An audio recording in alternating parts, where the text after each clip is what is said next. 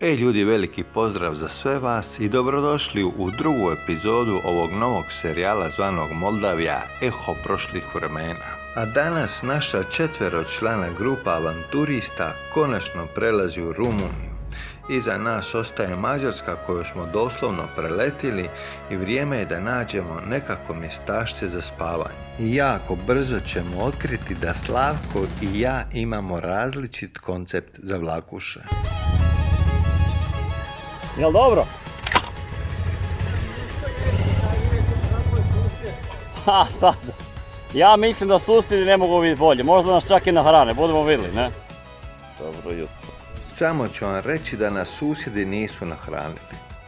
Čak i nije loše mjesto za kampiranje, da nije bilo cigana, bilo bi super jeba. Четверо бесстрашных искателей приключений Сега, превышающим расход топлива их мотоциклов, отправляются в путешествие сквозь историю Молдовы. Дорога становится для них зеркалом, а не просто декорацией. Куда приведет их эта дорога? Куда приведет их эта дорога? Куда приведет их эта дорога? I kao što već rekoh, dobrodošli u drugu epizodu ovog novog serijala zvanog Moldavija Eho prošlih vremena. Naša mala ekspedicija jako brzo i hitrovito napreduje ka zadanoj destinaciji. Naime, cilj nam je provesti prvu noć unutar granica Rumunije. Da bi izbjegli gubitak vremena prelaska granice sa Srbijom, odlučili smo se voziti preko Mađarske. A za prvo noćenje u šatorima Slavko je odabrao lokaciju u neposrednoj blizini akumulacijskog jezera rijeke Crisul Repede, a put do tamo nas je vodio preko graničnog prijelaza Artan Bors, koji je jedan od najprometnijih pravaca između Mađarske i Rumunjske. Godinama je bio simbol dugih kolona i čekanja. Danas je slika posve drugačija. Od ulaska Rumunjske u Schengen početkom 2025. godine kopnene kontrole su ukinute. Putnici sada najčešće prolaze bez zaustavljanja uz povremene nasumične provjere. Granica više nije prepreka kao nekada, već tek formalna točka na karti. Ipak, dobro je imati osobne dokumente pri ruci za svaki slučaj. Putovanje je brže, jednostavnije i opuštenije, baš kako bi Schengen trebao funkcionirati. Jesi mi dobar? Jesi mi dobar? Ne radi? Materinu. A piše da radi. Ima do onog jezera sad. Tu smo, evo, za minutu. Za 10 minuta. Tu imamo do jezera, zapravo mi jesmo već kod jezera, samo tu negdje skrenemo i nađemo gdje ćemo kampirat, ne? To je, ako idemo u krug. A Benge smo prošli, ja mislim da ti Benge više ovdje nema sad između. Ali bitno da se mi sad spustimo, da stavimo šator, lako je ovdje sad na Bengu. Ha? Tu je, evo, s desne strane. Bome. I to, buraz moj, došli smo jedno pol sata ranije. Očito je granicu brojao. A gledaj, mi smo se brže od ograničenja vozili svuda. Ja, oprosti, nemojte lagat, ja vozim po propisima. Da, najbliže je vratit se nazad do Rompetrola. Čak imamo vremena, gle, mrak, još je sunce vani. Kad sunce zađe imaš još 20 minuta, trenutno po ljeti, zastavit šator. Možemo se vratiti nazad do Rompetrola, to je tu 2 km. Koliko? 2 km odavdje, cca. 3,4 km, evo po cesti.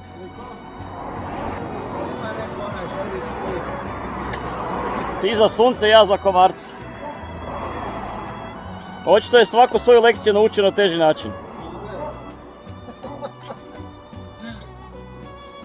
Ja bez tog za komarce više ne idem nikam, stari moj, nema ih sa Boga.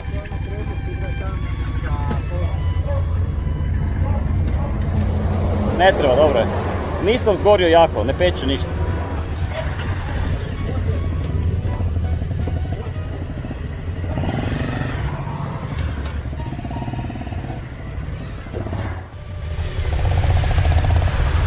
Ovo je opasno mjestašće, ali ima kamiona ko u priči. A ovo čekanje za uključivanje u promet ću da iskoristim da vam objasnim par jako važnih stvari. Ako ste primijetili u par prethodnih kadrova, ruke Slavka su poprilično spaljene sunčevim zrakama. S obzirom da se obodvojica vozimo u majici kratkih rukava, u toku dana sam u više navrata nudio kremu za sunčanje ili bolje rečeno zaštitni faktor 50. A kad sam mu pitao da li neko ima sprej koji štiti od komaraca, on je rekao da vidi da je svako od nas dvojice naučio na teži način. Što time želi reći? Pa ja se više vozim kroz Afriku i tamo se mažem zaštitnim faktorom 50, a on se više vozi kroz dijelove gdje ima komaraca pa očigledno nosi sprej protiv komaraca. A na ovom dijelu ceste smo stali zato što smo trebali ići u trgovinu. I dok smo putovali kroz Mađarsku, proračuni Google Mapsa su nam govorili da stižemo za vrijeme dok je trgovina još otvorena. No svi smo zaboravili jednu jako važnu stvar. U Rumuniji je 1 sat više. Znači dok smo mi mislili da ćemo stići u 7 sati, zapravo smo stigli u 8. I trgovine su već bile zatvorene. Tako da nam je jedina opcija da se opskrbimo sa vodom i sa nekakvim pićem bila benzinska pumpa. Tako da smo sada definitivno spremni da pronađemo adekvatnu zavlakušu, ili bolje rečeno, mjesto gdje ćemo kampirati ovu noć. Nemoj.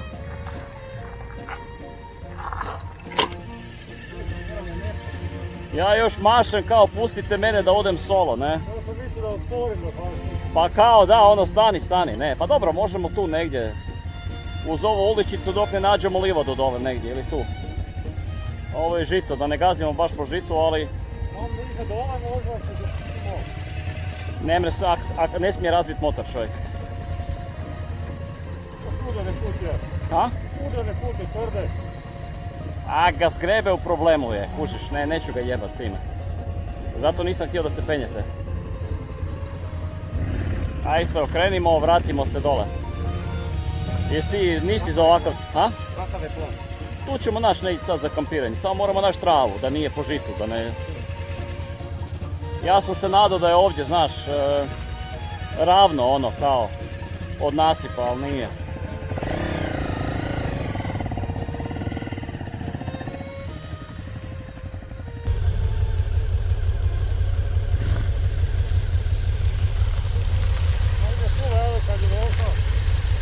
Šta tu? Tu negdje. A šta je gore? Gore je put, sudroni put je gore. A ovo je nasip sa putem. Pa da ne bi ti zbog motora da se nešto ne osjeti ili... Pa ne bi trebalo. Gore ono kopne se samo cesta, nema mjesta. Nasip, da. Da, ali tu desno sam vidio da je niže neka urodnica bila. Da, ajmo pogledat.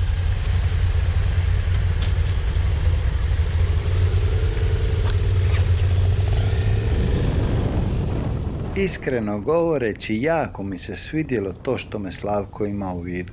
To što pazi na mene i što je svjestan da ovo ipak pres motora, ne moja stara gospođa, i da ne bi bilo dobro da motor bespotrebno izgrebem ili oštetim, jer ipak sam odgovoran za njega. Da bi ubrzali proces pronalaženja mjesta za spavanje i smanjili mogućnosti osjećivanja motora, odlučili smo poslati Slavka naprijed da on istraži teren, a mi ćemo ga u međuvremenu pričekati. Vidite ako ima kaj ljepšega možda dole. Da. Jer ovo tu je nešto posijano, sad eventualno tu to je trava, ne tu. Da, to je trava, to je pokošena trava. Tu bi eventualno mogli, ne samo... To se suši, da. Samo je ovo dosta visoko tu. Da. Opet možda bolje da smo malo dalje od kuća. Ja obično se zavučem gdje nema ljudi. Čim dalje, da ne bi neko i policiju zvali. Ma ne, samo to nego obično ako te ljudi vidi, ljudi i dođu. Tako, može biti i ljudi, i djeca, i policija, i svašta nešto. Ja se obično zavučem daleko od pogleda, niti da me vide da stignem. Ja bih šao gore, da sam sa starom gospođom tražio bi neku padinu. Bilo bi bolje gore ili sad gledam znači tamo, možda iza ovoga dalje možda reka normalno. Da nije nasip. Da. Vidiš tam, daj, boriš na kartu, gledaj. Jer tam bi mogla biti normalna reka možda. Do tam, ne? Jer tam je brana vjerovatno isto nekako. Da, je brana isto. Znači da bi do tamo normalna reka bila. Znači sa obala. Iza brane, da, može biti, da. Daj, ravno je. Znači sad kaj je tam dalje. Tu je tek akumulacijsko. Evo nama prašine. Vidiš, mi smo tu. Koči Bog, pomogao, zipa, pazi. Savršeno mjesto dole. Savršeno. Odmah pored Cigana, a i šiti nad. Ali je ušišana livadica. Da. Neka bude ponovo sigurno onda. Imat ćemo društvo noćas. Mislim ti Alen imaš iskustva sa Ciganima tamo dole u Ludbregu, a? Ja imam. Ciganin je najlepši. Evo tu smo. Ajde.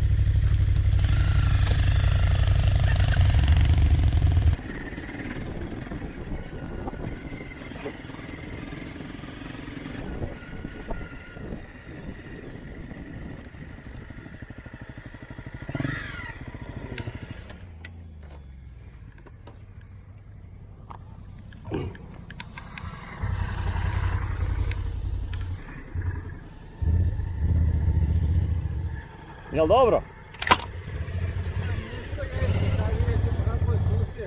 Ha, sad. Ja mislim da susjedi ne mogu vidjeti bolje. Možda nas čak i nahrane, budemo vidjeli, ne? Pusti, sve okej. Ma ne moraš ništa. Da ti pomognem. Kakav drug.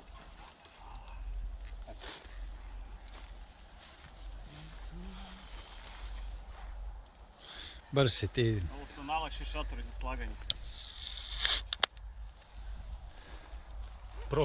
Prost, salut, živjeli, na zdravlje. Na zdarovo. Znači, Decathlon style. Jeste, ovo je 12 godina ili 10 ili 12 godina star šator. Moj je preživio 100 noćenja skoro. Ovo ima isto preko 100 možda. Ja sam se sad kupio za 30 eura, znaš kako? Da. Za 30 eura sam U biti nema ove, ne, onaj drugi moj ima pun kurac. Onaj drugi ima 50-60 noćenja minimum, znači ova ima sigurno 50, ali zajedno preko 100. Znači Toni, stara iskusnjara, zabija klin od šatora koji stoji nasred livade. Ko da nas oluja sutra čeka. Nikad se ne zna. Ja. Treba biti oprezan. Kažu da Bog čuva one pripremljene i lude. Ja sam dovoljno debeo da kad legnem u taj šator neće to niđe. Evo sve nas je više, čovjek. Opa. Ala mi? A ja to ništa ne razumijem. Imamo i društvo to. Veselo društvo. Biće glasno, nadam se, ne predugo, nadam se da idu rano na spavanje. Ne vidi se ništa, ali sad smo pričali engleski, njemački, evo njih dvoje sa španjolskih hablaju, pa ne možeš vjerovati, stari moje.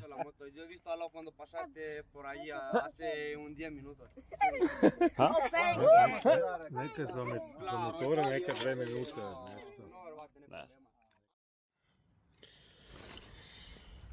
Dobro jutro. Spao sam točno 3 sata. Cigani su bili aktivni 4 valjda. Pesi lajali. Ti se nisam naspao.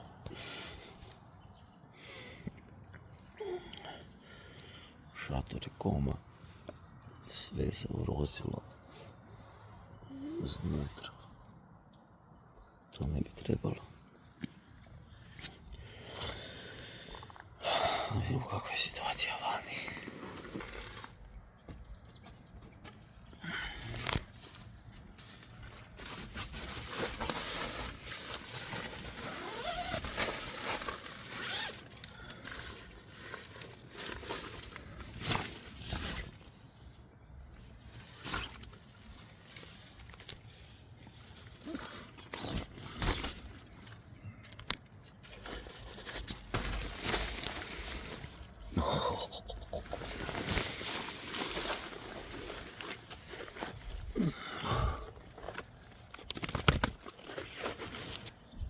Ali ovo je Piškur naša mesto ti bomo spali. Ajoj.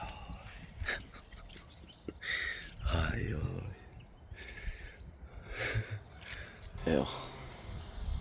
Već su aktivni. S motorima. Ajoj. Početnička greška, ostavio sam si pod hlače i pod majice vani. Sad ih sušim na kuruzi.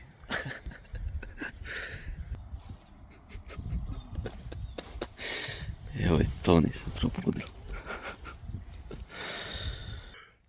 Dobro jutro. Evo nas u nekom ciganskom, pored ciganskog naselja. Išli smo imali lijepo društvo. Nisu nas htjeli baš pustiti na miru. Bili smo im full zabavni ko pravi cirkus. Ali smo uspjeli nešto spavati dok neki cucak nije počeo lajati cijelu noć. Nije cijelu noć, ali mislim dok mu Matej nije odgrizao jajca, kak je on rekao. Da.